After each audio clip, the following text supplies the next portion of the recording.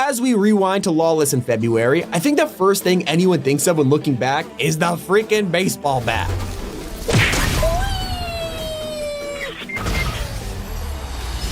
It was so unbelievably broken because you could just spam it, and in zero build, there was no way to outrun it. People would just mow you down. Honestly, I was pretty heartbroken that so many people hated this thing because I still think sending people to space with a home run is insanely fun. It was just way too busted. Unlike the armored truck vehicle, which did not last long because it sucked. You had to wait for half of the match for it to spawn, then it was guarded by waves of enemies, and once those guys were down, you then had to blast open the door. After doing all of that, you'd find yourself in the driver's seat of the worst vehicle in 2025. It was super slow, had zero guns, it was bad at ramming, and the only thing people cared about was how many friends they could fit in the back because it only actually had 2 seats. And a lot of the design around Lawless was criticized for not being original at all. It was yet another heist season, this time merging the Midas spy theme with the Cato Thorn heist, so it didn't really feel special. But hey, at least we actually got the rob banks in this one. A much more memorable part of 2025 was the very first season, which gave us all kinds of crazy Japanese theme items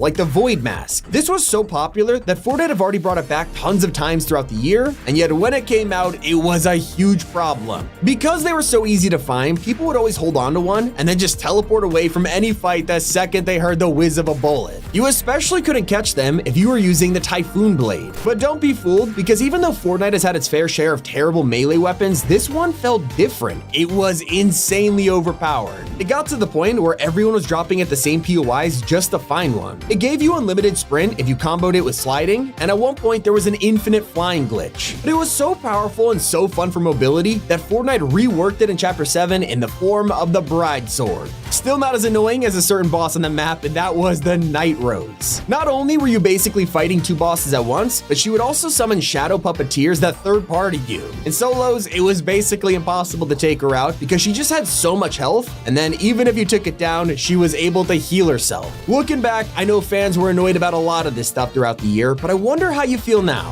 What do you think was Fortnite's biggest mistake in 2025?